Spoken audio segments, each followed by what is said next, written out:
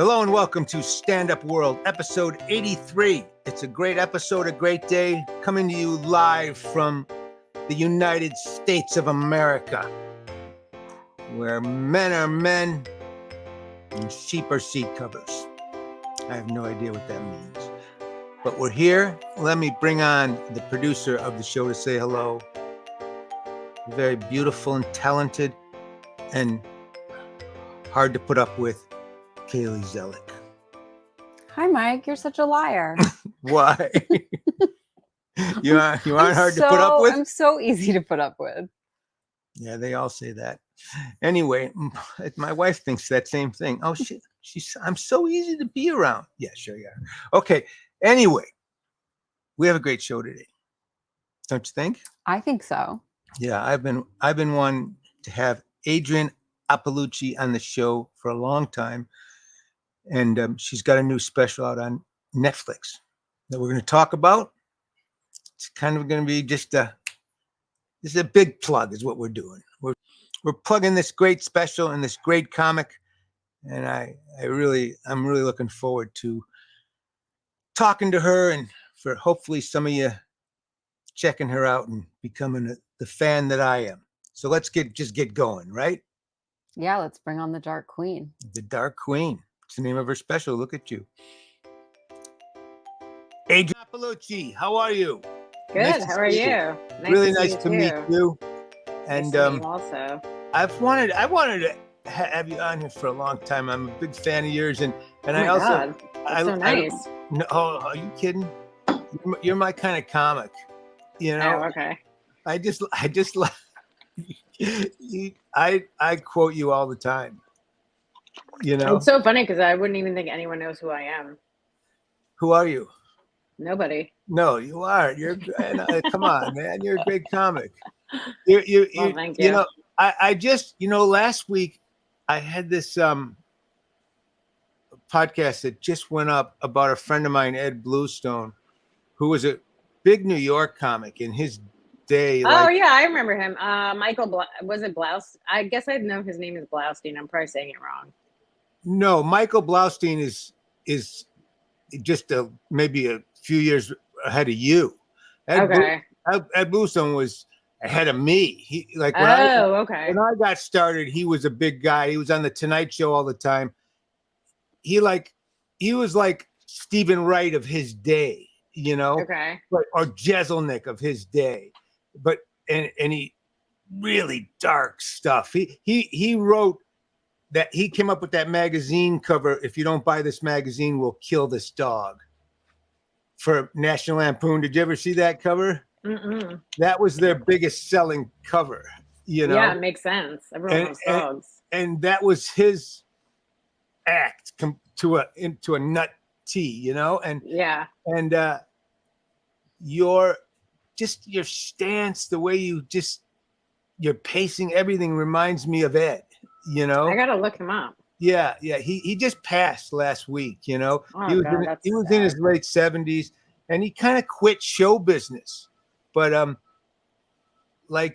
I just Stephen Wright and Mitch Hedberg and Bill Hicks, and there's just a kind of comic that just writes great jokes, but they're also they're just almost haiku or something. I don't know. Some of your jokes, but at the same time, I feel like I love that your whole stance, the way you just belt it out. I can see why guys like Ari and Louis C.K. are big fans of yours. Well, that's nice. Thank you. And how long have you been doing it? 20 years. 20 years? Wow. A long time. So you started young, huh? I was 26. Yeah, that's great.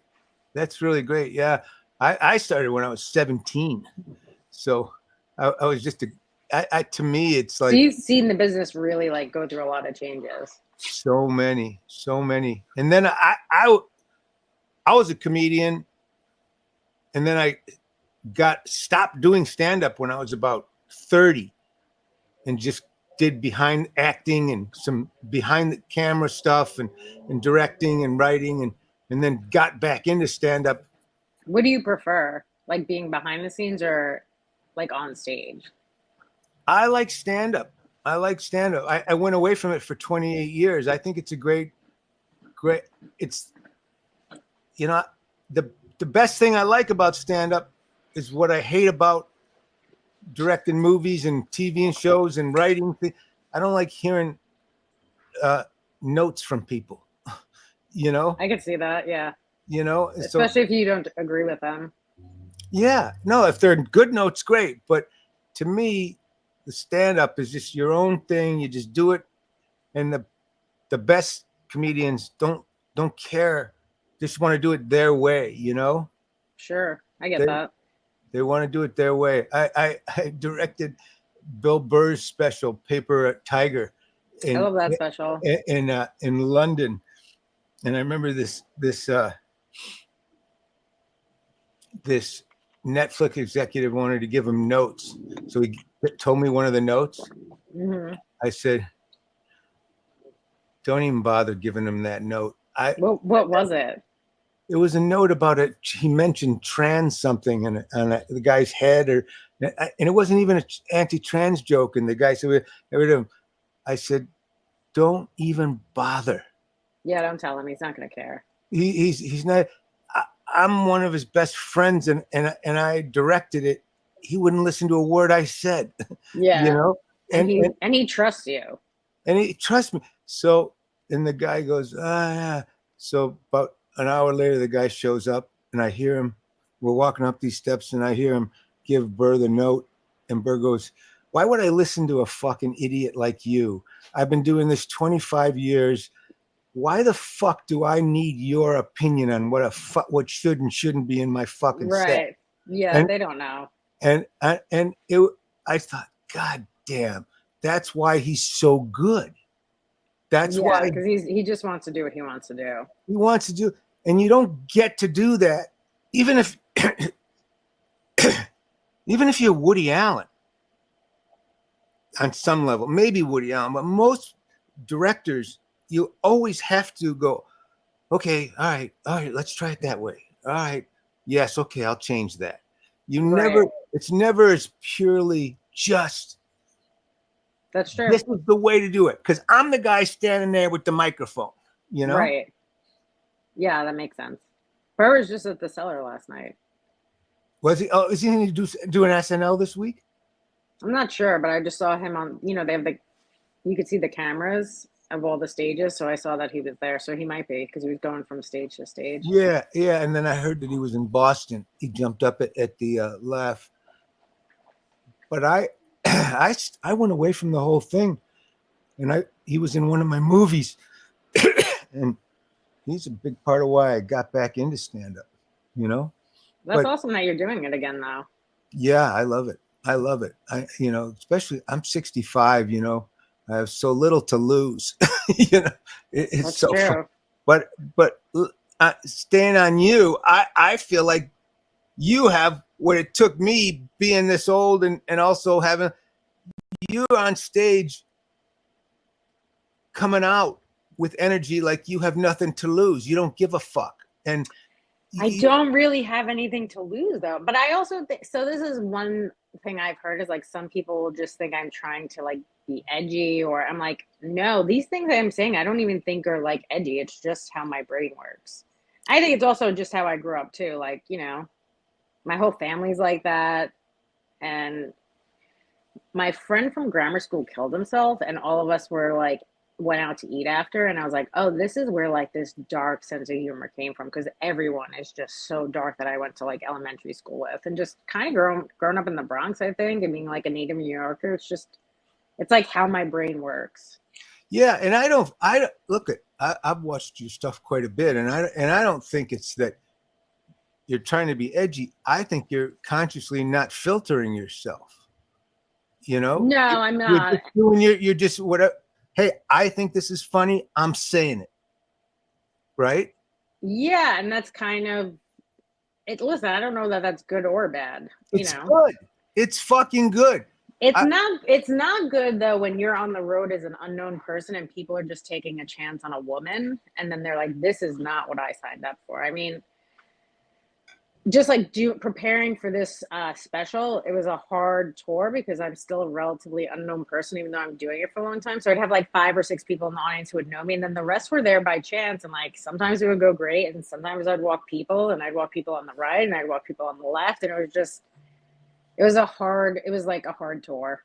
I mean, I'm grateful for it. I will tell you, not trying to sound like a big shot or anything. Don't even worry about that. You're gonna find your audience. You're gonna find you're gonna happen, because the more you don't filter yourself, I've seen it. I've been around enough to see people like you. As long as you don't get in your own way, I have so many comedian friends that filter themselves, and because they go, oh, I'm not big enough I'm not famous enough to be bold. Yes, the people that are bold became famous and became well known because they just did the shit, like Ari. Ari's a fucking idiot. Sure. Ari's a fucking idiot. Who makes a Kobe joke? Who does this? Who does that? Chappelle. Who says the shit these guys say? But they just kick the door down. I mean, I directed Brian Holtzman's special. What was that? I love him. He's so great. Yeah, nobody wanted anything to do with that guy. He was because they're not thinking that like what he's doing is jokes. Like it is a weird time where everyone thinks everything you're saying is serious. Yeah, but this special is going to change a lot for you, and then the next one's going to change more. As long as you keep charging forward and doing what you think is funny, because your brand of comedy really works if it's unfiltered. Well, thank you. And I thought the Dark Queen is just great. And you know what else I liked about it? I have to say, I can't wait till it gets out there too, is that you didn't overproduce it. You just fucking laid it out there. Yeah, I just wanted it to be, so Louis directed and he wanted it to be kind of reminiscent of like Lenny Bruce when he's like in front of that brick wall and he's just doing stand-up and it's him behind a brick wall. Like it was just, that's kind of what it wasn't like about like doing a big production on the stage. It was just me in front of a brick wall doing comedy. I loved it. It's funny, I didn't know about the Lenny. It reminded me of the very first thing that Richard Pryor did at the Improv. Okay, I could see that. Did you ever see it? I did. That's he just said, "Fuck it, just shoot me, just keep me in focus, keep me in focus." And I thought it was really smart. On one level, at first I was like, "What?" Louis is such a good director, But then I realized, no, the focus is all on her and the jokes and the comedy. And it was really smart. I thought it was a really smart choice. Well, thank you. I appreciate that. And, I'm proud of it, and I hope people like it or not like it, but I just want people to watch it. They're going to like it. They're going to like it. And, look at, it's the same thing, By the way, you said something really interesting that some people walk. Yeah. The best comedian. I've never been able to walk people. They just sit there and not like me. Really? If I'm, if they don't, you can say, he's fucking asshole.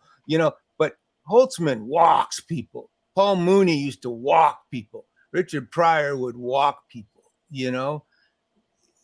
that to me, I say, take that as a badge of honor, Yes. I think the clubs, when you're an unknown, are like, that's not great. They're not thrilled about that. Well, they'll be bragging that you played there one day. I promise you. We'll see. I've been around long enough to know they will be. That's just the way it works. I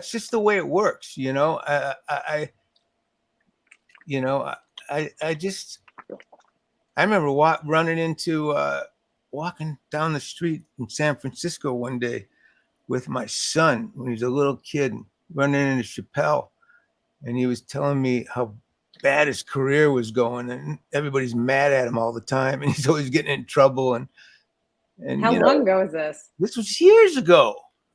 Before he blew up? Oh yeah. Oh, okay. You know, and he just was like, you know, it's the same thing. It just, that's what it takes when you're choosing to go. And I also think, you know, you're in an age where it's even better, it's even harder to kind of say things that you're not playing to the trained seals, you know? Sure. I mean, I get that. To me, I grew, when I started, you know, I was really in at the Comedy Store. So Mitzi she loved when you try for trouble, you know, she never. You ever go to Acme? Wait, Acme in Minneapolis? No, I haven't been there. No. Louis Lee is like one of my favorite like club owners because like he does not care. Like if people complain, they're like, "Hey, never come back here." Like they're not like, "Oh, we're sorry." He'll even be like, "If you don't walk someone this weekend, you can't play here anymore." But like they're just like, "Okay, please never come back. We actually don't want you to come back." I'd love to go there. That's the way Mitzi would. Mitzi would, if someone would complain about a routine, she'd go, "Well, some people laughed. I laughed. Too bad." You know? Yeah, I mean that's the way it should be. Yeah, exactly. And that's one of the things I loved about her. You know, she really instilled people to just go for it. Yeah, and also like if you're not feeling like you're being held back, or you can kind of grow as a comic like that. And I feel lucky because in New York City, I feel like, you know, there are times where the audience is mad, and I've been fortunate where most clubs will just let me grow as a comic. You know, I worked at the Stand a lot as an early, you know, a newer comic, or not even new, but like earlier in my career. And like, they just let me kind of grow as a comic, even if I was like upsetting people in the audience or whatever. In all the years, I only heard one story one night after 9/11. Mitzi said, "Don't put Holtzman up." I could see that. And she just said, just don't do it. Give him a few nights on the bench. I just. Yeah, I could see that. And I'd never heard, and I wasn't around then, you know, but I heard that story to a friend of mine who was with Mitzi. She said that. I thought, wow, I'd never heard Mitzi say that, but I understood it, you know? Yeah, so he's been doing comedy a long time too. Yeah, he's been doing a long time. And he was like, I want to say a dog catcher or a meter, something for the city of Marina Del Rey. And he had a good job, and he would work late at night. And when I came back, I did this 5-part documentary for Showtime on the Comedy Store. And I hadn't been there in years. And Adam Egget, the booker, told me to go watch him. And I also love Adam too. Adam's great. He produced the documentary I did. I watched it. I liked it. It was really good. Thanks. But Adam, he would say, "Gotta watch this. Gotta watch it." And he said, "You gotta watch Holtzman." And there was like 20 people left late at night in the main room, and I'm laughing my ass off. Just laugh. Fucking, there's one other customer way in the back laughing the whole hour. This guy's insane. I'm laughing. And then the lights come on at the end. I realized the guy in the back laughing was Joe Rogan. Hilarious. You know? I mean, he is so funny. I seen him at Mothership like 2-3 weeks ago when I was there. And I mean, he's just so funny. There really is nobody like him. Hey, I want to talk to you about legendarywallart.net. If you like these pieces on the wall from my movie Upside of Anger and Reign Over Me, you can take them from your movies or your home movies or your favorite movies, anything you want, any artwork you want. You can go to Legendary Wall Art. They have their own library of incredible stuff, make triptychs and all kinds of great things for an amazing price, I have to say. And they do really quality work. They ship it out to you. It's a really good little site. Check it out. Go over, look it out. LegendaryWallArt.net. Put in Mike Binder, and you get 20% off. It's a good deal. Great deal. Try it. That's cute. When are you gonna get a picture of me from LegendaryWallArt.net? Oh, I already have it. Yeah, it's I had the one from me at the baseball game. No, I have it. I had the doctor take it and just of the boil on your ass. It wasn't a boil. It was the next best thing. I'm so flattered. You put it in your bathroom. Mm-hmm. This comic that I really like right now, I don't know her, Leonora Leonardo. Okay. I think she's an Italian girl, and she made this. I like her. I've just seen her on Instagram. She was making these really anti-Jewish jokes, you know, and I'm Jewish, you know, but I thought they were funny as hell. I don't know if she's joking or not. That's true. She might not like Jews. She might not, but if it's funny, it's funny. That's the best thing. Where like even if you don't agree with necessarily what someone's saying, if they can make you laugh, that's like the best type of comic. Absolutely. If you can make me laugh, but also I'm a fan of writing. Sure. That's why I like you. I like your writing. I mean, that's not the only reason I like you. No, I get that. You know what I'm saying? I like writing. I like good, smart writing. And to me, I think people overthink it. And the reason a guy like Jeselnik's so great, you know, the reason that Burr is so great, or David Tell. David Tell's a great example. That's amazing. What people don't realize, and that's what I was going to ask you at one of the questions I had for you. You know, guys like Attell and Jeff Ross and that ilk of guys helped me get back in because they took me out as a feature act when I hadn't been on stage in years. So to get me going again, you know. But that's pretty cool. When I worked with Attell, I really realized how much rewriting he did on his jokes. Because, like, for me, when I was just getting started, or my first time in my career, I'd do a joke a while. If it didn't work, I'd just throw it out. But Attell, if he has a good joke and it's not working, he rewrites the joke. He just stays with the joke. Yeah, he's great. And I was wondering, do you do a lot of rewriting? If a joke's not working, I try and rewrite it, and usually I can figure it out. Or sometimes I'll even just put a joke away, and then I'll be able to think about it a little bit differently, like, you know, maybe 6 months or a year later. So that'll happen too. But I do try and rewrite it. And or sometimes you just like the way it is, and like 5 people only like it, and you're like, well, that's for those 5 people. But yeah, I try and rewrite stuff to get it to work. And do you sit down ever at a desk or somewhere or anywhere and write, or is it walking down the street and write, have an idea? Or? I mean, I've never really been the type to like sit down and write. I kind of wish I was. So I'll just think of something and then I'll like try it out on stage for, you know, I'd say probably, especially during the pandemic, just like trying jokes out online, you know, just because like Twitter or whatever, you could do that back then. But usually I'll think of something and then I'll just put it in my act and try it and see how it goes. And also there's a lot of like new joke shows you can do now where like the audience is kind of prepped for it. So yeah, those are fun too, because you could just do new stuff and it doesn't work. Yeah, Neil Brennan has a thing that I go to out here on Tuesday nights, new material night. That's cool. But I find the audience, they're looking at, why don't you just do some of your old stuff? Really? Usually the ones in New York are pretty supportive. They're excited to see stuff that like maybe isn't great yet, but might be good, or you've polished a new joke up. You know what I mean? Like, I find the audiences in New York when it's a new joke show are pretty happy. Like, they're pretty into it.